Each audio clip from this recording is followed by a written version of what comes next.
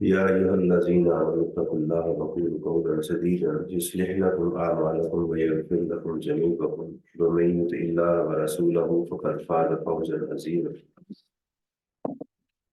अल्लाह ताला से दुआ है कि अल्लाह ताला हमारे काम में आसानी पैदा करे, हमें दुनिया आखिरत में इज्जत अता करे, सच बोलने की हिम्मत अता करे। मैं अक्सर आपसे ये रिक्वेस्ट करता हूँ कि दीन को समझें, इसको हमें पता होना चाहिए कि हमारा दीन हमारे लिए क्या है। मैंने ज़िंदगी में पहली दफ़ा अभी संडे को अपनी बेटी का निकाह खुद पढ़ाया, अल्हम्दुलिल्लाह। एक बड़ी अच्छी लहर थी पूरी फैमिली के अंदर कि मेरी ज़िंदगी में आज तक हमारे ख़ानदान में सिर्फ उलमा हजरात ही निकाह पढ़ाते रहे, तो उनको बड़ा अजीब लगा। अच्छा भी लगा कि ये हमारा काम है, हमें ये करना चाहिए, हमें इसको समझना चाहिए। हमारे उलमा को भी कारोबार में आना चाहिए और लोगों को दीन की समझ होनी चाहिए। ये हमने जो एक सेग्रीगेशन बना दी हुई है कि निकाह पढ़ाना, जनाजा पढ़ाना, बच्चे के कान में अजान देना, जमात करवाना, ये सिर्फ एक खास लोगों का काम है और उन्होंने ये सोच लिया होगा कि कारोबार हमारा काम नहीं है। इसलिए हमें इन चीज़ों को देखना चाहिए और उन खराफात से बचना चाहिए। कभी अगर निकाह का आप खुतबा सिर्फ देखें तो एक जिंदगी का बहुत बड़ा जो है वो एक चैप्टर मौजूद है उसके अंदर। चार पुरानी आयात हैं, दो तीन अहादीस हैं, बड़ा ज़बरदस्त जो है उसमें वो चीज़ें मिलती हैं। लेकिन चूंकि हम यूज टू नहीं हैं इन चीज़ों से, इसलिए हम जो है वो कोशिश भी नहीं करते उसको समझने की कि उसमें है क्या। इनकम फ्रॉम बिजनेस में हमने पहले बिजनेस इनकम को डिस्कस किया था।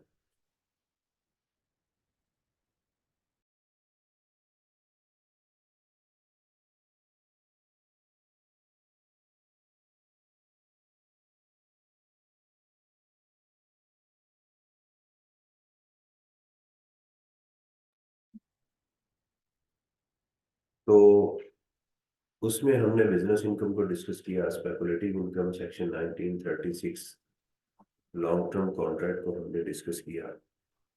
इसके बाद हमने दो बड़े इंपॉर्टेंट सेक्शन थे, जिसमें सबसे ज्यादा इंपॉर्टेंट सेक्शन 21 था, डिडक्शन नॉट अलाउड, कि आपको कब कब जो है डिडक्शन अलाउ नहीं होगी और कब आपको डिडक्शन अलाउ होगी।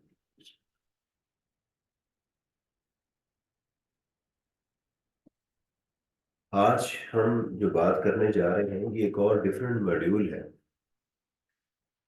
कि एसेट जो अब आप बाय करेंगे, एसेट को खरीदना और बेचना दोनों चीजें बिजनेस के लिए। बिजनेस के दो तरह के एसेट्स हैं। एक है स्टॉक, जिसको आप खरीद के बेचते हैं, उसके लिए आगे जाके सेक्शन 32, 33, 34, 35 ये आएंगे, जिसको कॉस्ट ऑफ गुड्स सोल्ड कहते हैं। जो आप एसेट को जो परचेजेज, जिसको आप इनकम में परचेजेज लिखते हैं, उसकी मैं बात कर। यहाँ परचेजेज की बात हम नहीं करेंगे, हम डिप्रिसिएबल एसेट्स और इनटेंजिबल्स की बात करें। डिप्रिसिएबल एसेट्स कौन से एसेट्स हैं जो आप अपने कारोबार में इस्तेमाल करते हैं, जिनकी लाइफ एक साल से ज्यादा होती है, जिनका मकसद रीसेल करना नहीं है बल्कि एडमिनिस्ट्रेटिव सपोर्ट प्रोवाइड करना है, जिसमें आपकी गाड़ियां हैं, बिल्डिंग्स हैं, ऑफिसेज हैं, फैक्ट्रीज हैं और उसके अंदर व्हीकल्स हैं, दूसरी तरह की एयर कंडीशनर हैं, ऑफिस इक्विपमेंट्स हैं, प्रिंटर हैं, जनरेटर्स हैं, टेक्निकल बुक्स आ जाती हैं उसके अंदर, ये सारी चीजें उसमें शामिल हैं। उनकी मैं बात जो है वो मैं कर रहा हूँ। तो इनको पहली चीज है अक्वायर करने का क्या ट्रीटमेंट होगा। सबसे पहले एक आपको याद होगा सेक्शन 20 में हमने पढ़ा था, सब सेक्शन 1A, उसमें बात हुई थी एनिमल्स को जो एडमिनिस्ट्रेटिव सपोर्ट के लिए होते हैं, बार बर्दारी के लिए इस्तेमाल करते हैं, मिल्किंग पर्पज के लिए यूज करते हैं, और हर्ड जो होता है उसके लिए आप डॉग रखते हैं उसको संभालने के लिए, ये सारी चीजें। उसका हमने सोचा था कुछ भी नहीं करना जब तक कि वो डिस्पोजल, उनकी जो है डिस्पोजल हो जाए या डिस्कार्ड कर दिया जाए, तो उस वक्त तक उसका कोई ट्रीटमेंट नहीं होता। यहाँ ऐसा नहीं है।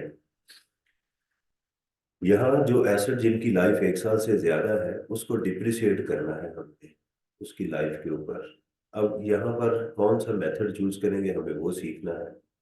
यहाँ डिप्रिसिएबल एसेट से मुराद वही डिप्रिसिएबल एसेट्स हैं जो अकाउंटिंग में है, जिनमें वियर एंड टीयर हो और उनकी लाइफ 1 साल से ज्यादा हो, बिजनेस में इस्तेमाल हो, वही आपके डिप्रिसिएबल एसेट्स। लैंड नहीं इसमें आती, प्लॉट इसमें नहीं आता, क्योंकि वो डिप्रिसिएबल नहीं होते, तो उसकी हम बात हम नहीं करेंगे, उसकी डिस्पोजल की बात करेंगे। राइट। लेकिन नॉर्मली जो आपका प्लॉट होता है वो कैपिटल एसेट्स में ही चला जाता है और वो डिप्रिसिएट नहीं होता, इसलिए उसका गेन हम कैपिटल गेन में ले जाते हैं। प्लॉट को खरीदने पे कोई ट्रीटमेंट भी नहीं है, यानी किसी चीज के खरीदने पे सिर्फ ट्रीटमेंट, टैक्स ट्रीटमेंट नहीं है एडवांस टैक्स के अलावा। यानी अगर सिर्फ एसेट मैंने खरीदा है, उसके खरीदने पे कुछ नहीं है, लेकिन जब साल का एंड होगा उसके ऊपर मैंने क्या करना है, डिप्रिसिएशन चार्ज करनी है। तो डिप्रिसिएशन जो है वो लैंड और के ऊपर तो होगी नहीं क्योंकि वो है नहीं, लेकिन वो लैंड और बिल्डिंग जिसको स्ट्रक्चर्ड किया गया है, यानी जैसे एक स्टेडियम है, एक इदारा है, वो एग्जीबिशंस का काम करता है, और उसने छत नहीं डाली लेकिन उसके साथ उसने क्या बना दी है, सीढ़ियां बना दी। अब इसको खाली प्लॉट नहीं कहा जाएगा, इसको स्ट्रक्चर्ड या इम्प्रूव्ड लैंड कहा जाएगा। अब इसकी जो जो बाउंड्रीज वगैरह हैं ये क्या होंगी, ये होंगी डिप्रिसिएट। समझ आ रही हो?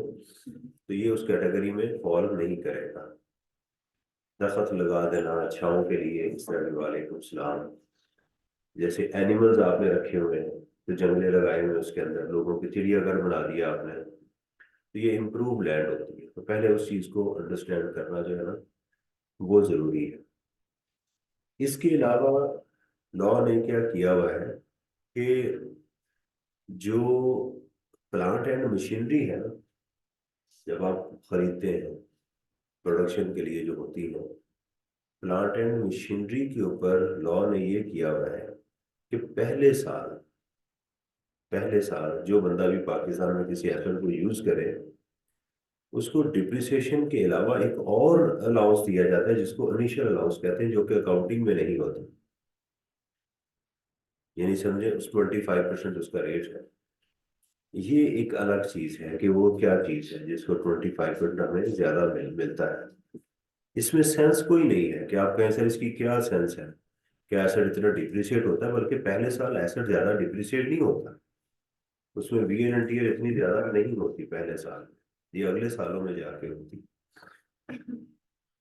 तो वो एक रिलीफ होता है ना, जितना ज्यादा आपका एक्सपेंस बढ़ेगा, टैक्सेबल इनकम उतनी कम होगी, जितनी टैक्सेबल इनकम कम होगी उतना टैक्स भी कम होगा।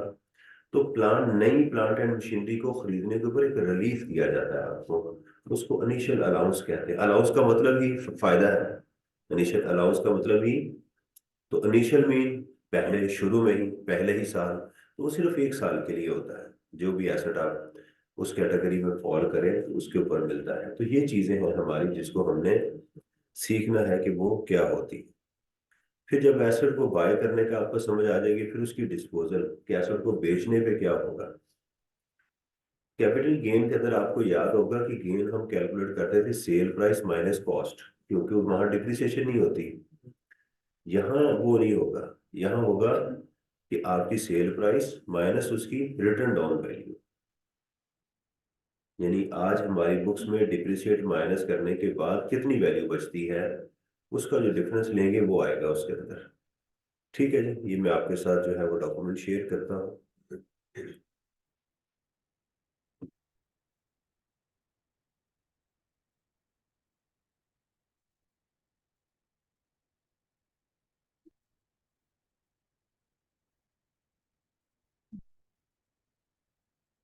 चैप्टर 10 जो है उसमें प्लीज आप बाकी अपनी एक्सरसाइज आप कीजिएगा जैसे कि मैंने आपको कहा था, ताकि वो कंप्लीट हो जाए। बाकी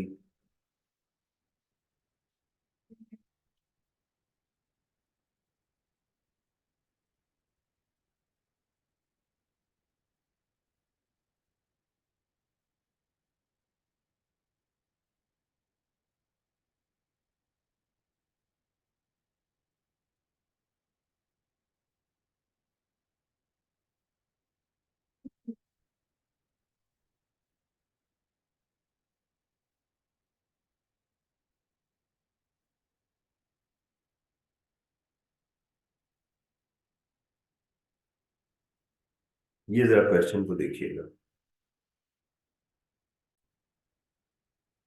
जी। ये देखिएगा, टैक्सेबल इनकम जो है वो कंपनी की कैलकुलेट करनी। कंपनी हमारे सिलेबस में तो नहीं है, लेकिन उससे कोई इतना ज़्यादा जो है वो फर्क नहीं पड़ता, क्योंकि हमें बिजनेस इनकम कैलकुलेट करने के लिए कोई खास इसमें कोई ऐसी चीज़ है नहीं। आप इसको मिस्टर ए कह सकते हैं, उसमें भी कोई मसला नहीं। A Limited has disclosed the following particulars and requested you to compute taxable income of the company। अब देखें नीचे रिक्वायर्ड नहीं लिखा हुआ ना, तो आपको ऊपर ही रिक्वायरमेंट जो है वो मिल गई है, इसलिए ये चीज़ भी जरा इम्पोर्टेंट होती है। इसमें देखिएगा अकाउंटिंग प्रॉफिट बिफोर टैक्स की फिगर गिवन है, तो एग्जाम में या तो ये फिगर गिवन होगी या पूरा प्रॉफिट एंड लॉस अकाउंट आपको मिलेगा, तो हमने फिर ये फिगर उठानी होती है। Charge to the above accounting profit accounting depreciation 1.4 million. अगर एग्जाम में टैक्स डिप्रिसिएशन भी गिवन होगी, तो डिप्रिसिएशन ये माइनस हुई हुई है ना इस प्रॉफिट में से, तो इसको क्या कर देंगे, ऐड कर देंगे अगर वो गिवन हो तो, और उसको क्या कर देंगे, माइनस। ये देखिएगा नीचे देखें गिवन है depreciation as per tax provisions, तो इसको क्या कर देंगे, माइनस कर देंगे। बस एक चीज की एहतियात करनी है कि डिप्रिसिएशन को सबसे एंड पे माइनस करना है। जो टैक्स डिप्रिसिएशन है और अमोर्टाइजेशन, इसको क्या करना है, लास्ट में माइनस करना होता है। इससे पहले हमें प्रॉफिट की फिक्र चाहिए होती है। क्यों चाहिए होती है, उसका मकसद लॉस है। बस आप ये ज़हन में रखें कि आपने तमाम एडजस्टमेंट जो है वो अपने प्रॉफिट एंड लॉस अकाउंट में इंकॉर्पोरेट करनी है। डिप्रिसिएशन और अमोर्टाइजेशन को सबसे बाद में माइनस करना। Penalty paid on contravention of the companies act, ये आपको डिसअलाउ है, ये माइनस हुई है, इसको भी ऐड कर देंगे। एडवर्टीजमेंट, अगर एग्जाम में ये लाइन ना भी लिखी जाए, कुछ भी ना बताया जाए, तो वो नॉर्मल होगा। जिसको लॉ ने नेगेट नहीं किया, वो एक्सपेंस आप लाजमी पर्सनल ना हो, उसकी कोई यानी वायोलेशन कोई नहीं है, तो उसके ऊपर कोई आप खुद से चेक नहीं लगाएंगे, तो लिहाजा इट्स ओके। इसको नीचे provision for doubtful debt, provision तो किसी की तरह की अलाउ नहीं है, लिहाजा इसको भी क्या कर देंगे, ऐड कर देंगे। डाउटफुल डेट्स रिटर्न ऑफ, ये देखिएगा अदर इंफॉर्मेशन में पहली डिप्रिसिएशन है। Doubtful debts written off during the year against provision in the previous year 18,000 which was added back in the previous year. कहते हैं ये जो डाउटफुल डेट्स हैं written off during the year against उन्होंने किए हैं, ठीक है, अगेंस्ट द प्रोविजन नहीं, डेट्स हमें अलाउ होते हैं। बहरहाल ये पॉइंट यहाँ ऐसे ही आ गया, अभी बैड डेट्स हमने पढ़ने हैं, प्रोविजन अलाउ नहीं होती, एक्चुअल बैड डेट्स अलाउ होते हैं। एक्चुअल बैड डेट्स, इसकी मैं ट्रीटमेंट में बताऊंगा, यानी हमें इसको माइनस करना है। Sale of wastages during the production ₹400,000 included in the accounting income also taxable as per tax provision, उन्होंने ऐड कर दिया तो इसका कोई ट्रीटमेंट नहीं होगा, ठीक है। तो हमें ये एडजस्टमेंट जब इनकॉर्पोरेट करेंगे तो हम बिजनेस इनकम तक पहुंच जाएंगे। ठीक है, मैं इसको जरा सॉल्व करवा देता हूँ आपको, ताकि इसकी क्लियर हो जाए।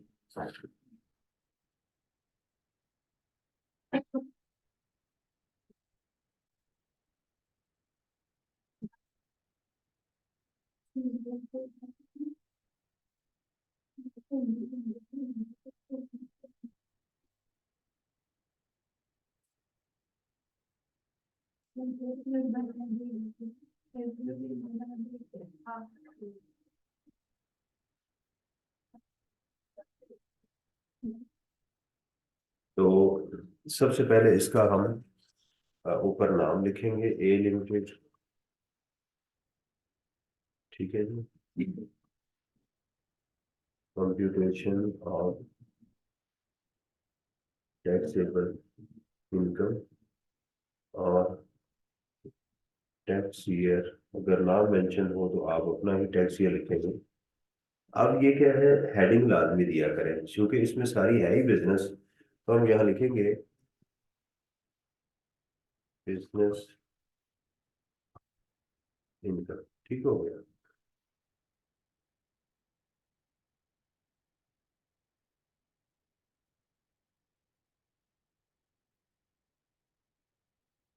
अब ये आ जाएगा प्रॉफिट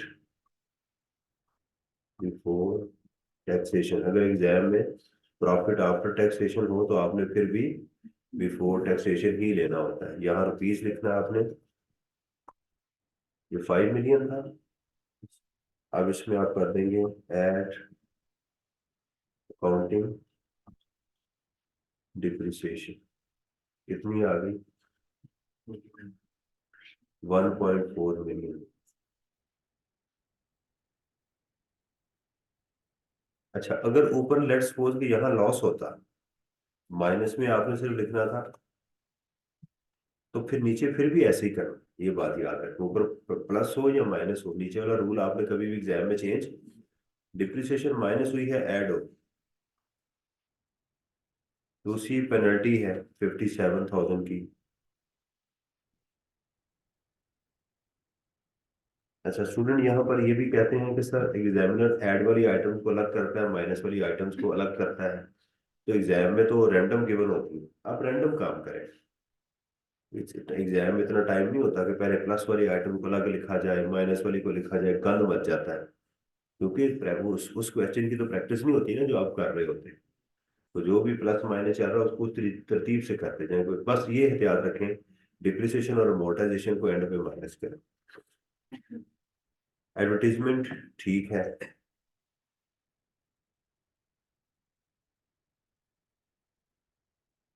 इसको क्यों हमने लिखा? क्योंकि ये रिक्वायरमेंट होती है, शो और relevant exemption and exclusion. Provision for doubtful dates.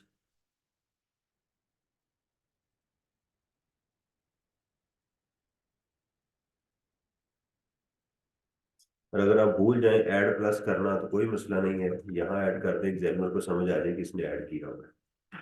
यहाँ लिखना चाहिए वैसे, यानी यहाँ यही लिखना चाहिए कि ऐड, तो लेकिन उसको साइंस से भी समझ आ जाएगी कि ये इसको क्या कर रहा है। फिर उसके बाद डिप्रिसिएशन, इसको बाद में करेंगे, इसलिए इसको मैं जरा स्टार लगा रहा हूँ। डाउटफुल डेट्स, ठीक है, डाउटफुल डेट्स हमारे 18,000 पे लेस कर देंगे। अच्छा ये डाउटफुल डेट्स है। अच्छा return of actual bad debts है ना, डाउटफुल डेट्स अलाउ नहीं होते। एक्चुअल बैड डेट्स क्या होते हैं? मरी हुई ग्राई जिसको कहते हैं, पैसे नहीं मिल रहे, ये वो होता है।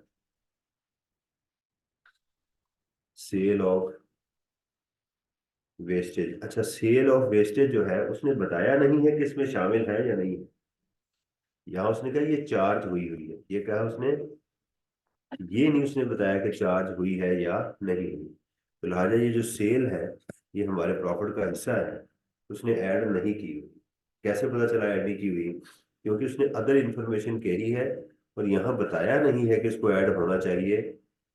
Included in the accounting income was, अच्छा इंक्लूडेड लिख दिया उसने सभी, तो इसलिए इसको नहीं करेंगे। सेल ऑफ वेस्टेज, तो हम इसको भी डैश कर देंगे क्योंकि ऑलरेडी इंक्लूडेड है।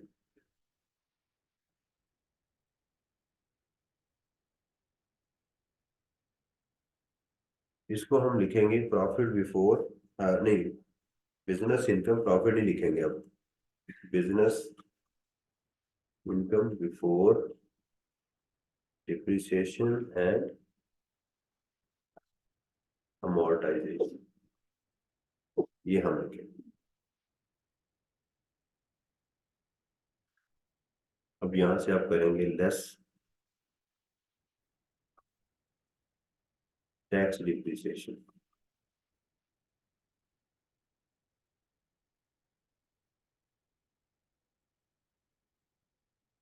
616।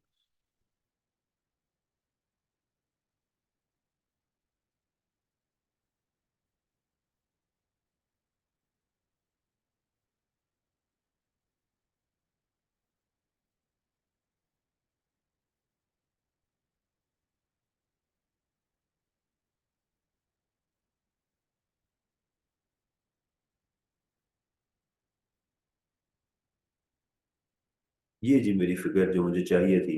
अब देखेंगे ये सिर्फ क्योंकि इस क्वेश्चन में एक ही हेड ऑफ इनकम था तो ये आ गया।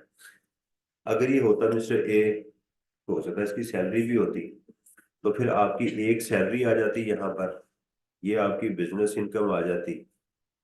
ठीक है, हो सकता है यहाँ इनकम फ्रॉम प्रॉपर्टी भी होती, वो भी आप यहाँ लिख लेते हैं। तो ये सिर्फ एक हेड की कैलकुलेशन यहाँ पर करवाई गई है आपको समझाने के लिए कि बिजनेस इनकम किस तरह से कैलकुलेट की जाती है। राइट सर, ये बात क्लियर होगी।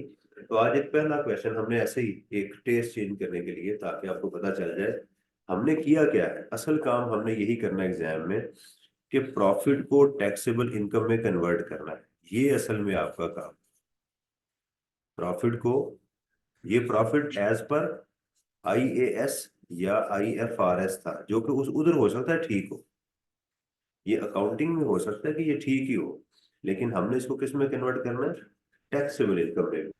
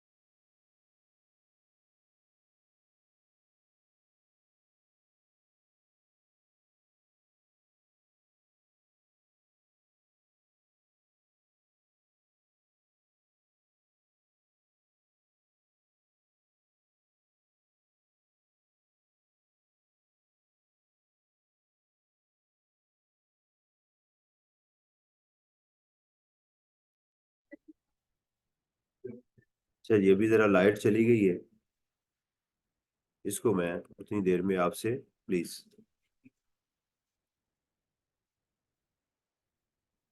अभी लाइट जनरेटर ऑन होता फिर मैं आपसे बात, अच्छा अब इसमें आ, वैसे वैसे वर्बली मैं आपसे वो डिस्कस करता जाऊँ, वेरी लाइट।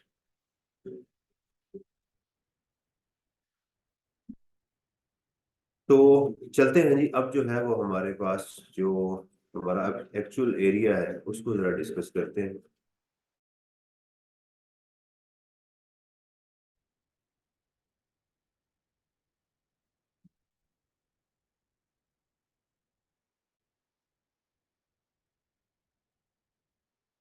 टू हमारे पास आ गया डिप्रिसिएशन का, उसको हम डिस्कस करने जा रहे हैं।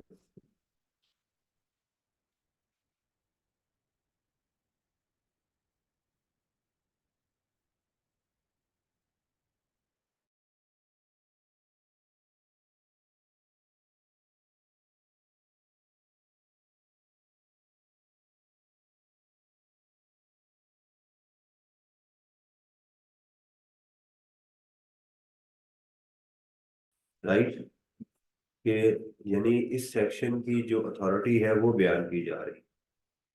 यानी आप जब कहते हैं ना कि, कैसे इसमें आपको मैं समझाऊं सब्जेक्ट टू का, एक होता है अथॉरिटेटिव चीज, एक होता है किसी बात के लिए कहना कि सिर्फ इसी के लिए मैं बात कर रहा हूं, ये मैं बात है सिर्फ इसी के लिए कर रहा हूँ। आप कहते हैं कि यार मेरी चाय में ना मीठा कम रखना, फिर आप कहते हैं मैं सिर्फ चाय के लिए कह रहा हूँ।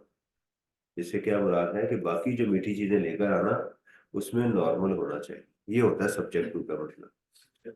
सब्जेक्ट टू दिस सेक्शन, यानी आप इसी सेक्शन के लिए, अब पर्सन, पर्सन से क्या मुराद होती है, individual, AOP, company, government, federal government shall be allowed a deduction for the depreciation of person depreciable assets, और नीचे उसने डिप्रिसिएबल एसेट को डिफाइन किया,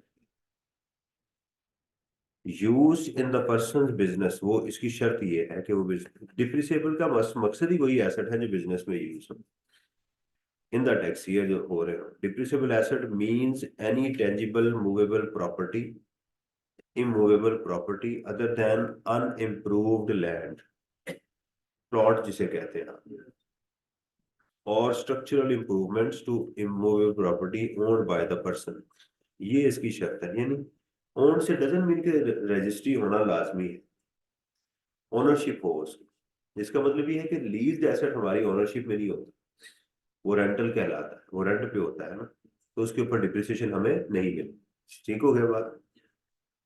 bye a person that has a normal useful life exceeding 1 year is likely to lose value as a result of normal wear and tear और obsolescence। obsolescence कहते हैं चीज सही पड़ी होती है, उसकी टेक्नोलॉजी खत्म हो जाती है। यानी 486 कंप्यूटर वो छोटा नहीं होता गया या उसमें कोई गड़बड़ नहीं आई, ठीक है, लेकिन क्या हुआ कि अब वो इस माहौल में चलने के काबिल नहीं है, उसको ऑब्सोलीट कहते हैं, ऑब्सोलीट हो गया।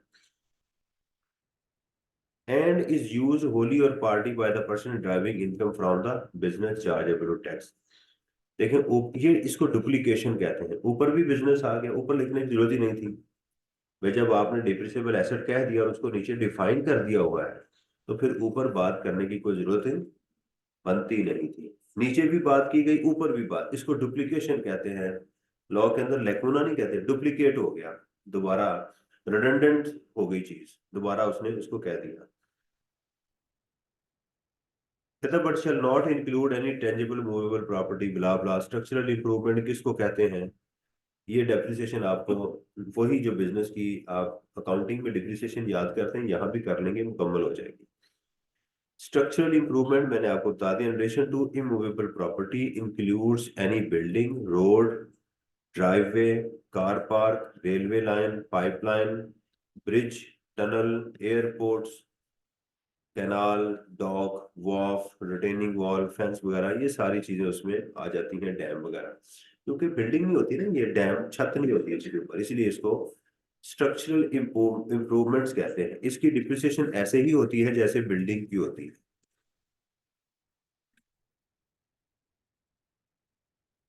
डिप्रिसिएशन कितनी चार्ज होगी, कैसे चार्ज होगी? The depreciation deduction for a tax year shall be computed by applying the specified rate against the written down value. एक चीज आ गई, WD written down value, reducing balance method use किया जाएगा at the beginning of the year. यानी आपने asset खरीदा है जून में, सिर्फ 1 मंथ यूज हुआ है, तो उसको अज्यूम करेंगे कि ये साल में शुरू में भी मौजूद था। क्या मतलब? पूरे साल की डिप्रिसिएशन चार्ज करें।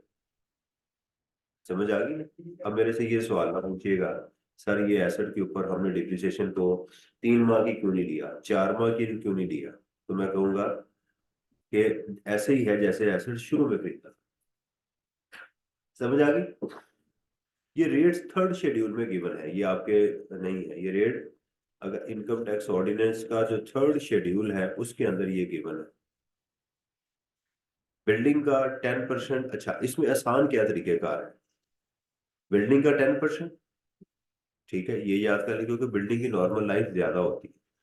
और कंप्यूटर और IT इक्विपमेंट जो है ये वाले, इसका 30%, और बाकी तमाम का 15%।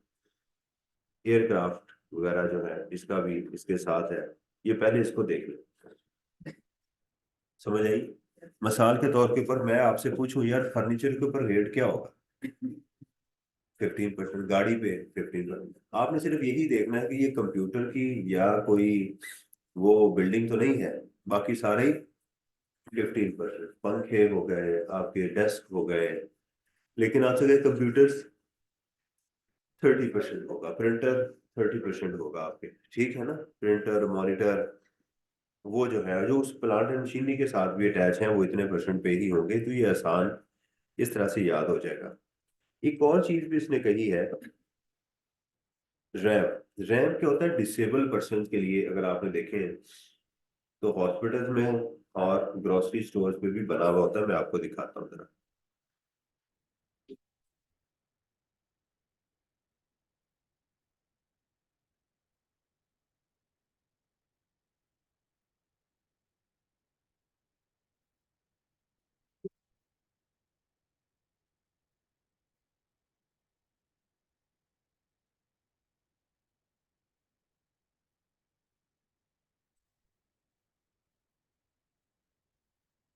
अच्छा ये देखिएगा, ये देखे ना कि लोग जो है ये रैंप बने होते हैं बिल्डिंग्स में, हॉस्पिटल्स में, इसकी वो बात कर रहा है। ठीक है, इसको कहते हैं, इसकी वो बात कह रहा है कि ramp build to provide access to person with disability. एक होता है रैंप जो ग्रोसरी स्टोर के लिए, ग्रोसरीज को ऊपर नीचे ले जाने के लिए होता है, कारफोर में जाए ना, तो वो रैंप बनी, उसकी बात नहीं कर रहा, वो बिल्डिंग का हिस्सा है, उसके ऊपर डिप्रिसिएशन 10% ही होगी, नॉट एक्सीडिंग ₹250 ईच। उसकी कहता है जी जो कॉस्ट है, अगर वो 2.5 लाख तक है तो वो सारे का सारा आप डिप्रिसिएट कर दें, सारा एक साल में खत्म हो करके उसको ये फायदा दिया जा रहा है ना आपको। यानी जितनी ज्यादा डिप्रिसिएशन होगी उतना ज्यादा आपकी इनकम कम होगी, इससे टैक्स कम होगा। तो यानी प्रमोट किया जा रहा है कि लोगों के लिए ये रैम बनाए। मिसाल के तौर के ऊपर मैं आपसे ये कहूँ कि एक बिल्डिंग जो है वो 10 मिलियन की है, उसके अंदर 3 रैम बने हुए 2-2 लाख रुपए जिनके ऊपर खर्चा है। ठीक है, 3 × 200,000 कितना हो गया? 6 लाख रुपया। ठीक हो गया। अब आप इस बिल्डिंग को 10% डिप्रिसिएट करेंगे, क्योंकि इसके अंदर एक ऐसी चीज पड़ी हुई है जो कि जो 100% करनी है। तो आप क्या करेंगे कि आप इस 10 मिलियन में से 0.6 मिलियन आप माइनस करेंगे, बाकी आंसर क्या आएगा आपके पास? 9.4 मिलियन। इसका 10% लेंगे और इसका आप 6 लाख का 6 लाख लेंगे। ठीक है, तो इस तरह से आपकी टोटल डिप्रिसिएशन आएगी, यानी 9,40,000 रुपया ये आ जाएगी और 6 लाख ये आ जाएगी, ये 15,40,000 रुपया टोटल डिप्रिसिएशन आएगी। लेकिन अगर ये ना बताया जाए तो फिर आप पूरी बिल्डिंग को 10% ही लेंगे। क्लियर होगी बात? दूसरा क्या है, रिटर्न डाउन वैल्यू के ऊपर लेंगे आप। ठीक है, WDV के ऊपर लेंगे। ये बात क्लियर हो गई? कितनी चीजें हमने पढ़ी हैं? मेथड कौन सा होगा? रिटर्न डाउन वैल्यू होगा। ठीक है, फुल ईयर डिप्रिसिएशन लेंगे, जिस साल बेचेंगे उस साल जीरो, जिस साल बेचेंगे उस साल ही नहीं, उस साल खत्म। फुल ईयर डिप्रिसिएशन आप लेंगे, रिटर्न डाउन वैल्यू होगी, और रेट है आपके पास 10%, 30% और 15%, रैम के ऊपर 100%। ये याद कर लीजिएगा, बात बात वो दे भी देता है।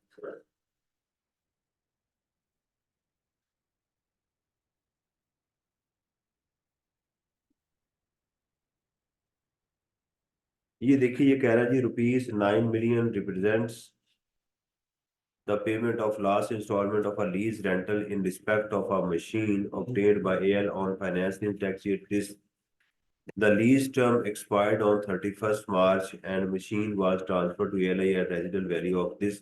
ये इसको यहाँ होना नहीं चाहिए था, यहाँ नहीं है। मैंने फिर नोट्स करके उठाए हुए, वेट करेंगे।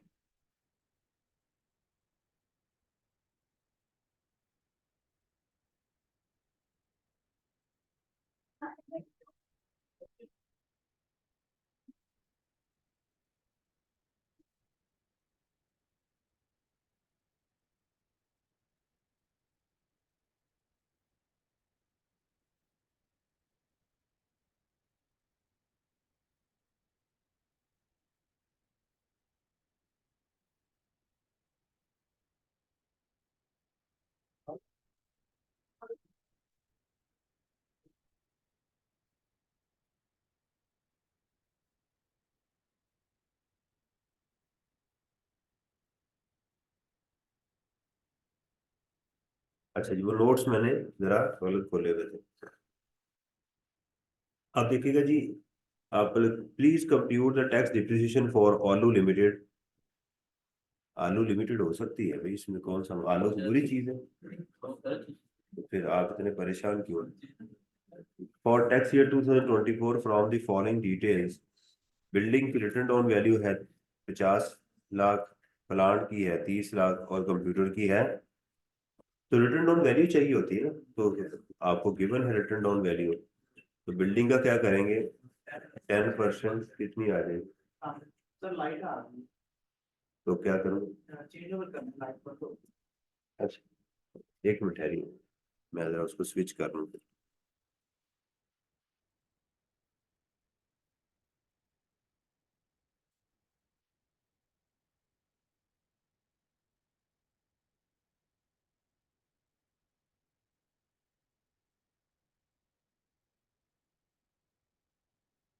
जी ठीक है, करने का कर, हाँ जी।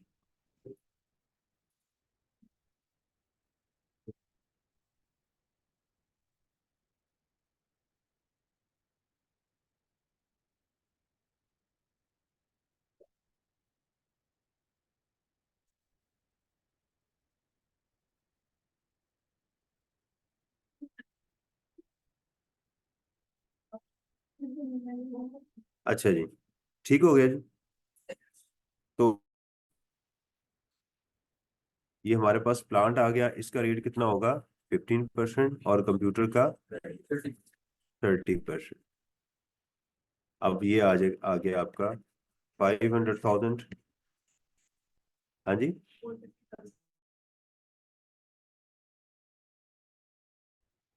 600,000।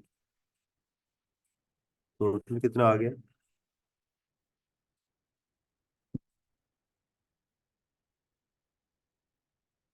ये आ गया ना, ठीक है।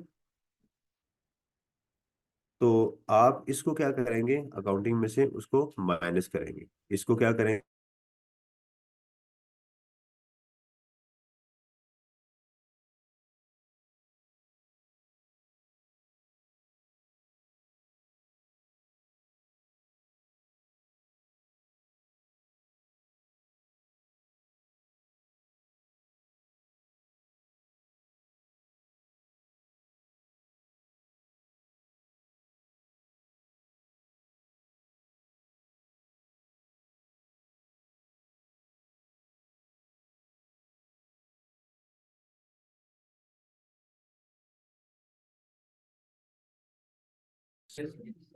हो गया, देखिए, क्लियर। अच्छा, इसमें देखिएगा, ना एसेट खरीदा गया है, ना एसेट बेचा गया है।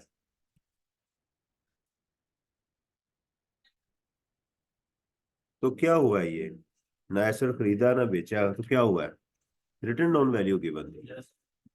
अगर एसेट खरीदेंगे फिर भी डिप्रिसिएशन आएगी, डिप्रिसिएबल एसेट होगा। तो अब ध्यान रखना है आपने कि यहाँ पर एसेट को बाय करने के ऊपर, एसेट को अक्वायर करने के ऊपर डिप्रिसिएशन आएगी बिजनेस के लिए। अगर एसेट गिफ्ट में मिलेगा तो वहां भी आपने देखना है कि ये किस शक्ल में मुझे मिल रहा है। क्या ये मेरी इनकम में, वो पूरे का पूरा एसेट आपकी इनकम का हिस्सा बन जाएगा, ठीक है ना।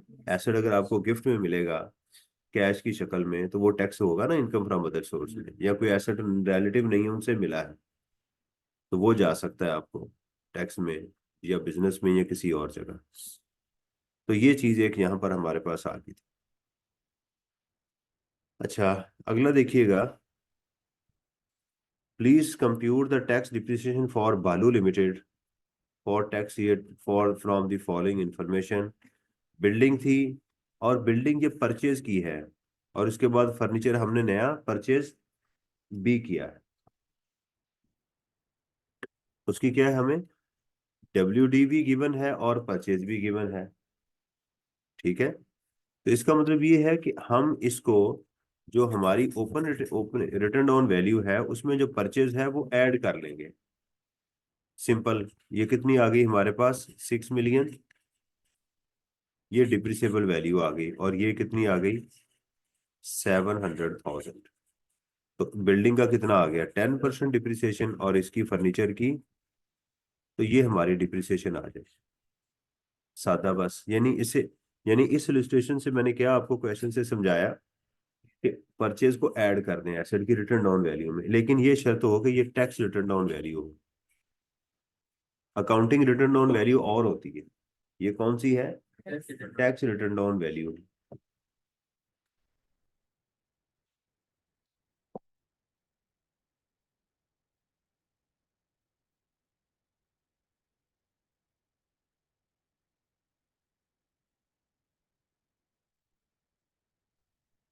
तो आप देखें इसमें कितनी वैल्यू आ जाएगी इसकी, बिल्डिंग की 600,000 आ जाएगी, और फर्नीचर की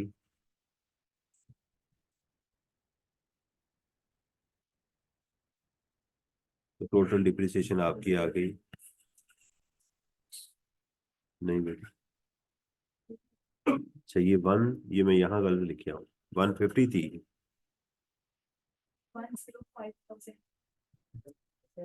105 थी।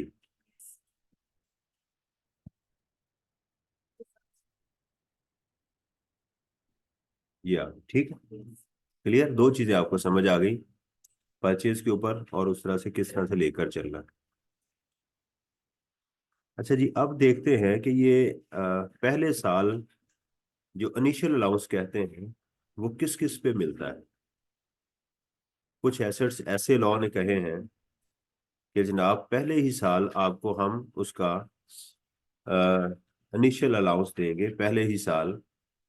डिप्रिसिएशन तो नहीं इसको कहना चाहिए, लेकिन है डिप्रिसिएशन की ही तरह ही, उसमें ऐड ही होता है ये। कहते हैं person who places an eligible depreciable asset, इसको देखते हैं कि ये एलिजिबल डिप्रिसिएबल एसेट कहते किसको है, into service in Pakistan for the first time. ये इसकी शर्त है कि पाकिस्तान में पहली दफा हो, in a tax year shall be allowed reduction for initial allowance, उसको इनिशियल अलाउंस मिलेगा। ठीक है, ये क्या चीज है, कहते हैं ये मिलेगा कब, where the person is used by the person, asset used person for his business for first time, और the tax year in which commercial production is commenced whichever is later, जो उसकी कमर्शियल प्रोडक्शन जो है जब वो start होगी तो उसको उस टाइम मिल जाएगा। यानी आपने एसेट बाय किया है जो जून में, लेकिन कमर्शियल प्रोडक्शन आपने स्टार्ट की है जाके अगस्त में। ये लफ्ज क्या है कमर्शियल प्रोडक्शन, पहले मैं आपको ये बता दूं।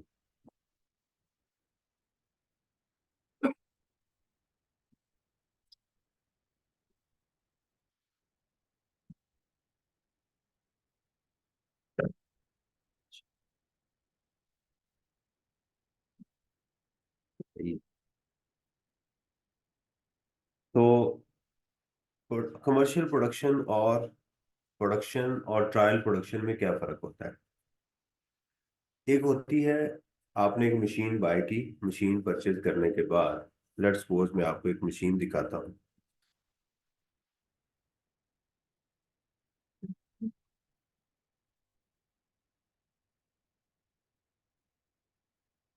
अब ये तो नहीं कह रहे कि सर आप पढ़ाएंगे भी कि बस मशीनें दिखाएंगे। अब जैसे ये मशीन है, इसको, ये एम्ब्रॉयडरी मशीन है बहुत बड़ी।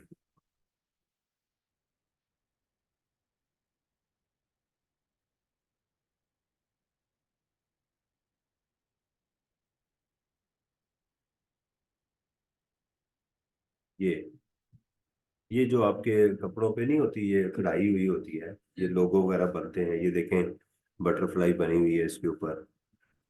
ठीक है, ये देखें, ये वो करती है सारी स्टिचिंग ये। अब इसके ऊपर ऐसा तो नहीं होगा ना कि आज आपने मशीन बाय की है, आज ही सारा चला देंगे और वहां से कपड़ा निकल रहा है और मार्केट में बिक रहा है, ऐसे तो नहीं होगा। इसके ऊपर देखें, ऊपर ये हेड्स लगे होते हैं, धागे होते हैं डिफरेंट कलर्स के।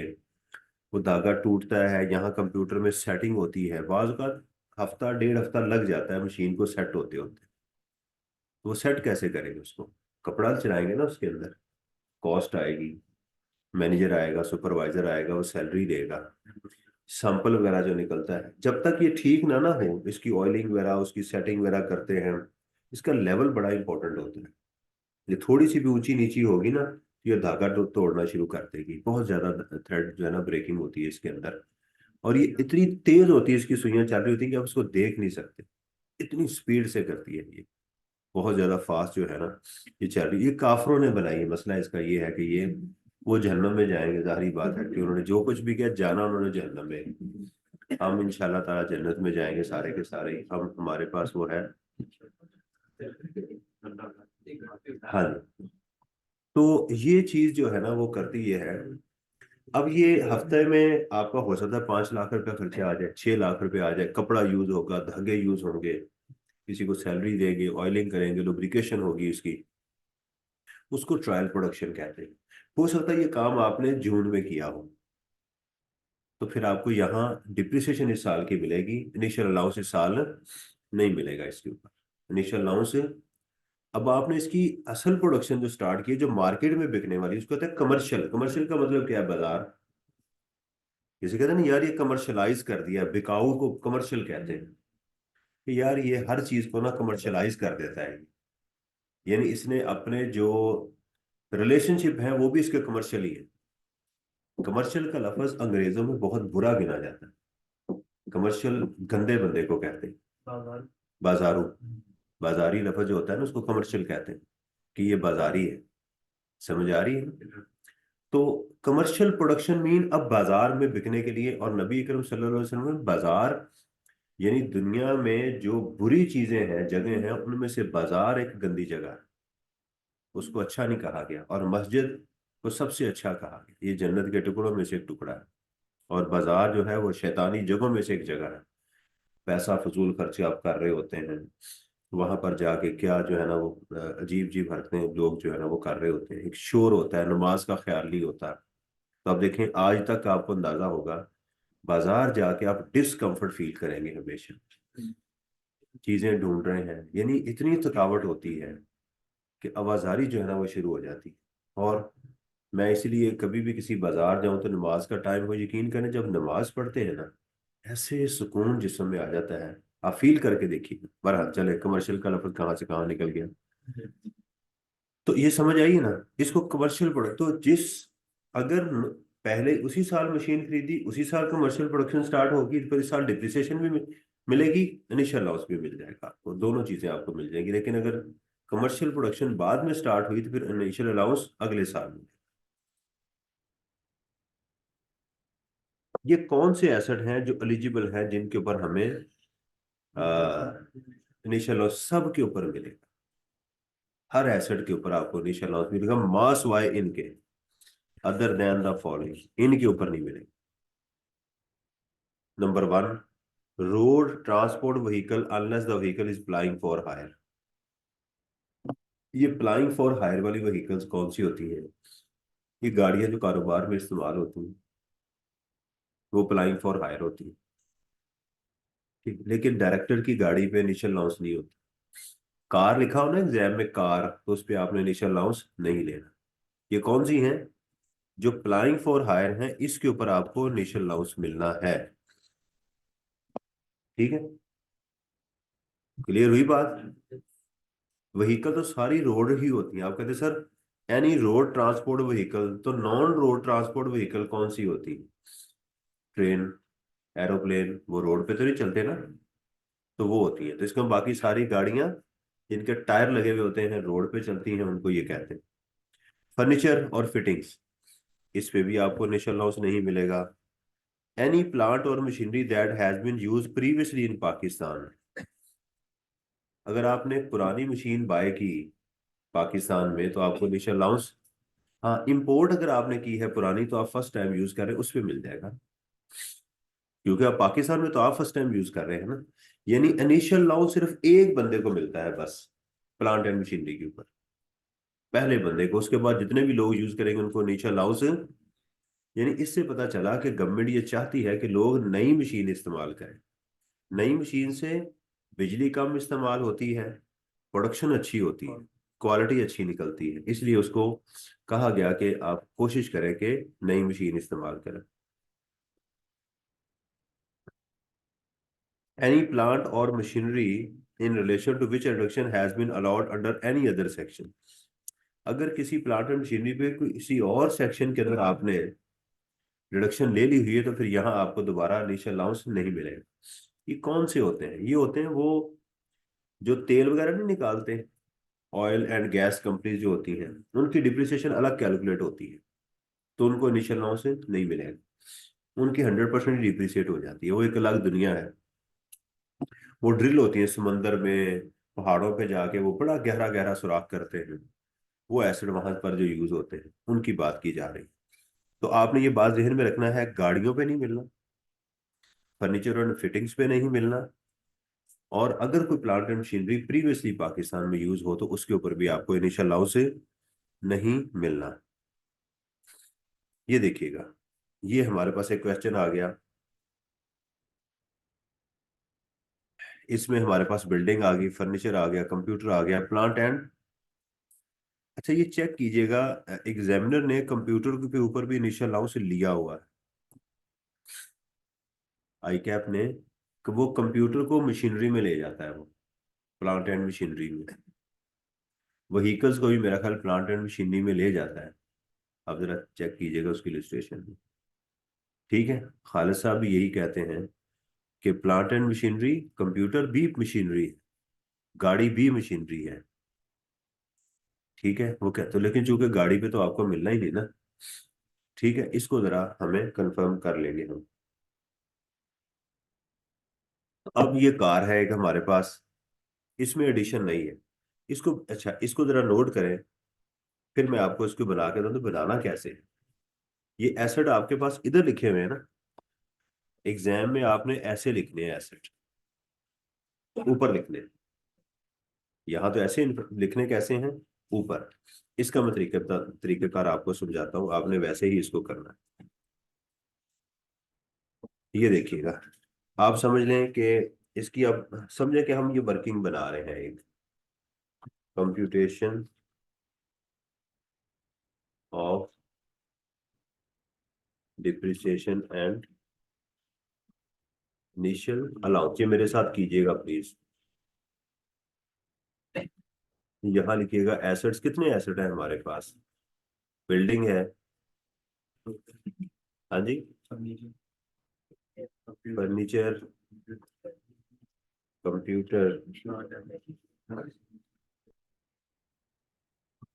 एंड मशीनरी, और कार।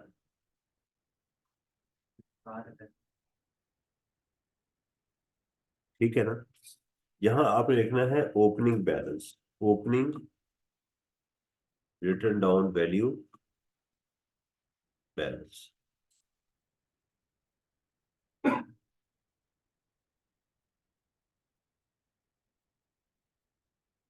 अच्छा जी, बताइएगा इसका वन बाय वन, ये जरा नोट कर लीजिएगा। ये वैल्यूज आपने मुझे लिखवानी है। 5,000,000, 500,000 कंप्यूटर,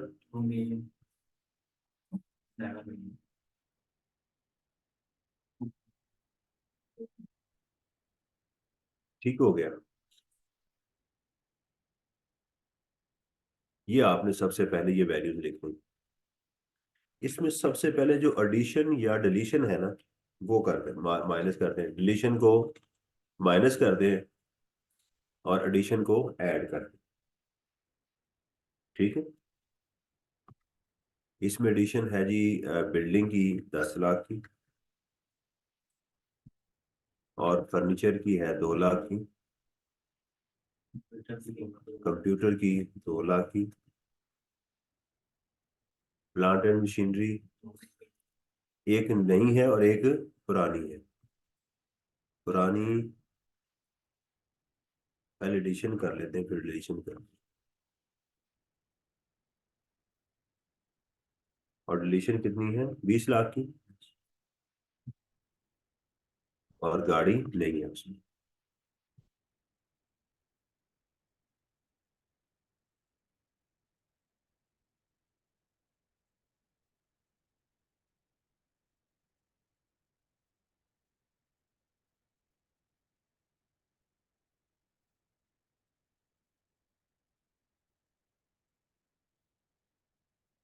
यहाँ तक पहले आप जरा पहुंच जाए, फिर आगे चलते।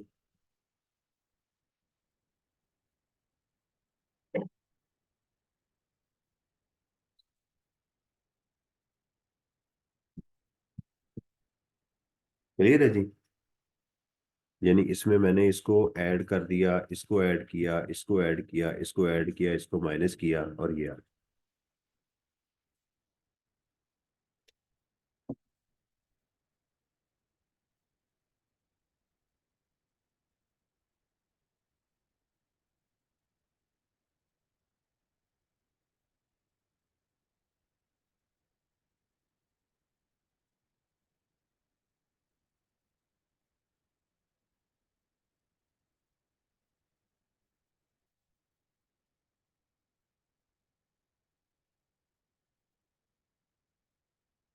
इसमें देखिएगा,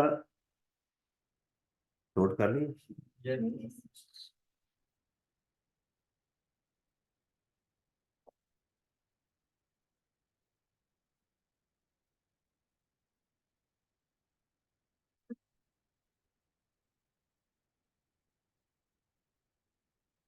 नोटेड।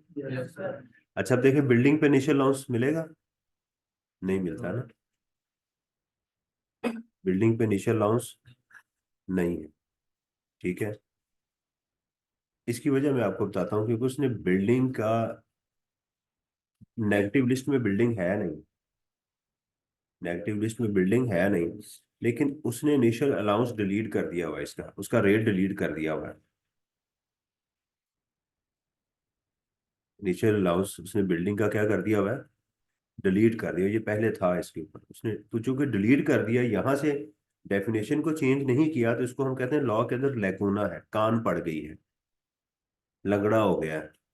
यानी आपने एक चीज को चेंज कर दिया, एक जगह आपने इसका इनिशियल अलाउंस का रेट दिया हुआ था, वो डिलीट तो कर दिया।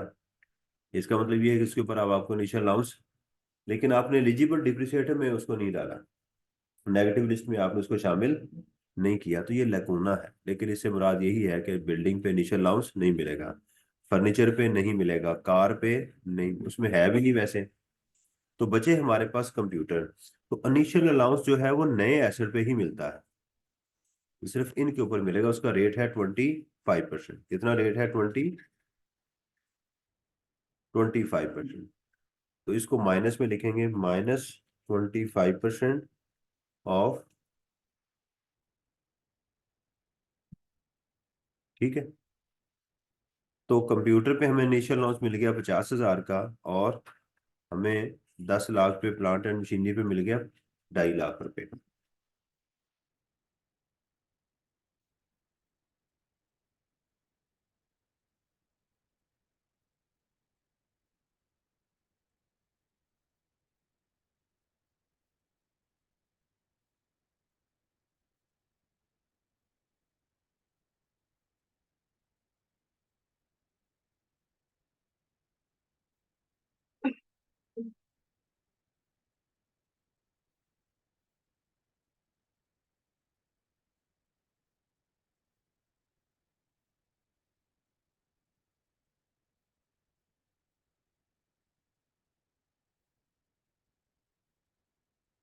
अच्छा, इसको कहते हैं डिप्रिसिएबल वैल्यू।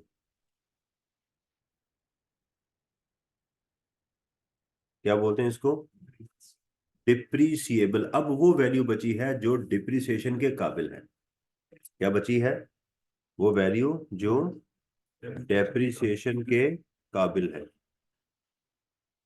काबिल पता नहीं ठीक लिखा मैंने, ये काफ कुत्ते वाला आता है, यही आता है।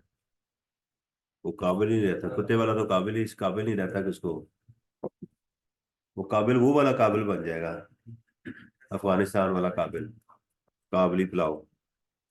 ठीक है। तो ये डिप्रिसिएशन के काबिल ये वैल्यू आ गई, इसको डिप्रिसिएट करना है। अब देखें आपका बिल्डिंग का रेट कितना है? 10%, फर्नीचर का 15%, कंप्यूटर का, प्लांट एंड मशीनरी का 15%, गाड़ी का। बेशक आप एग्जाम में रेट्स यहाँ लिख सकते हैं, आप इसका 10%, इसका 0.15%। मैं कंप्यूटर से रिक्वेस्ट करता हूँ कि इसको वो परसेंटेज में ही शो करें। ठीक है। 0.1 पर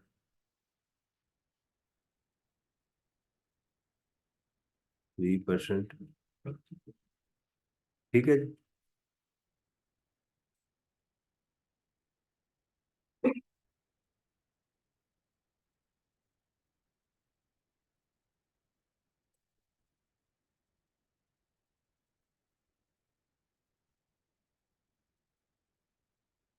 अगर टोटल हम इस क्वेश्चन में इनिशियल अलाउंस कैलकुलेट करें, वो बन जाएगा आपका 50,000 प्लस 250। ठीक है। यानी ये वाला हमारा क्या हो गया, इनिशियल अलाउंस, और ये होगी हमारी सारी की सारी डेप्रिसिएशन।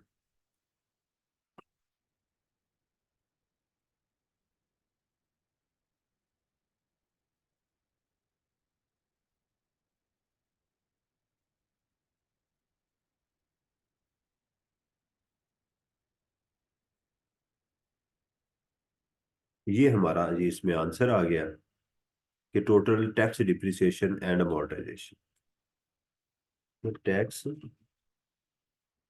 डिप्रिसिएशन ये हमारा आंसर है। क्लियर हुई ये बात? बड़ी अच्छी ये इलस्ट्रेशन मैंने बनाई है आपके लिए। ये इंडिपेंडेंट क्वेश्चन भी ऐसे एग्जाम में मिल सकता है, मेन क्वेश्चन के अंदर आपसे कैलकुलेशन भी करवाई जा सकती है। अब जाहिर बात है यहाँ तो टेबुलर फॉर्म में था, वहां अंग्रेजी लिखी होगी। During the year he also purchased a computer of 200,000 and sold a plant blah blah, इस तरह की कहानियां लिखी होंगी। जब कोई एसेट बिकेगा तो इसके ऊपर हमें गेन भी कैलकुलेट करना होता है, लेकिन मैंने अभी उसकी कैलकुलेशन नहीं करवाई।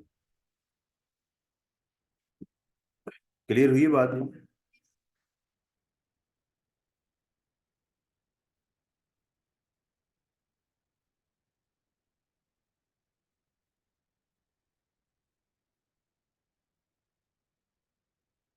अगर आपसे पूछा जाए डिप्रिसिएबल वैल्यू क्या होती है, तो आप बताएंगे एसेट की cost minus accumulated depreciation minus initial allowance. पहला ही साल है तो उसकी रिटर्न ऑन वैल्यू माइनस करेंगे, ठीक है, उसकी इनिशियल अलाउंस माइनस करेंगे, वही उसकी रिटर्न ऑन वैल्यू आ जाएगी। अगर आपसे पूछा जाए कि इस एसेट की रिटर्न ऑन वैल्यू बताएं, तो आप क्या करेंगे? इसमें से ये इसका टैक्स सारा माइनस कर देंगे, टैक्स और इनिशियल अलाउंस माइनस करेंगे तो रिटर्न ऑन वैल्यू वो आ जाएगी। क्लियर हुई? ठीक है। तो मैंने अभी आज ये नोट कर लिया, जो नहीं अभी कर रहे हैं, सबने नोट कर लिया, ये भी कर रहे हैं। तो आज हमने बेसिकली सेक्शन 22 और 23 किए हैं, दो सेक्शन, और साथ मैंने आपको थर्ड शेड्यूल, तीन चीजें मैंने आपको बताई हैं। Number one, depreciation depreciable assets पे मिलेगी, और डिप्रिसिएबल एसेट्स में स्ट्रक्चरल इम्प्रूवमेंट भी शामिल है, ब्रिज डैम ये भी शामिल है। तीन रेट्स बेसिकली मैंने आपको बताए हैं, बिल्डिंग का 10% या स्ट्रक्चरल इम्प्रूवमेंट का, कंप्यूटर का 30%, बाकी तमाम का 15%। वो रैंप जो डिसेबल पर्सन के लिए बनाया जाएगा वो बिल्डिंग का हिस्सा नहीं होगा, उस पर अलग डिप्रिसिएशन चार्ज की जाएगी 250 तक। इनिशियल अलाउंस 25% होगा, प्लांट एंड मशीनरी वो जो फर्स्ट टाइम पाकिस्तान में इस्तेमाल हुआ है, राइट, इसके अलावा किसी और पे इनिशियल अलाउंस पाकिस्तान में अभी नहीं है, क्योंकि बिल्डिंग निकल गई, फर्नीचर एंड फिटिंग्स निकल गई, आपके ऑफिस इक्विपमेंट्स भी इसमें, वो भी मशीनरी में ले लेता है एग्जामिनर वैसे।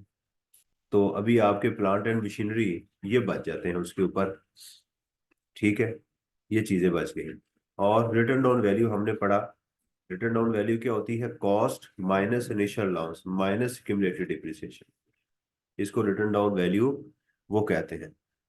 एसेट जिस साल आपने एक्वायर किया उस साल पूरी डिप्रिसिएशन चार्ज होगी, जिस साल बेचा उस साल कोई डिप्रिसिएशन चार्ज नहीं होगी। और चीज मैंने आपको क्या बताई है इसके अंदर, कि आप लीज्ड एसेट आपका एसेट नहीं होता, इसलिए उसके ऊपर डिप्रिसिएशन हमें नहीं मिलती। ये चीजें मैंने आपसे डिस्कस की हैं। कल इसको जरा तैयार करके आइएगा, कल इसके साथ डिस्पोजल हम इसकी शुरू करें। ठीक है जी, इंशाल्लाह। अस्सलाम वालेकुम वरहमतुल्लाह।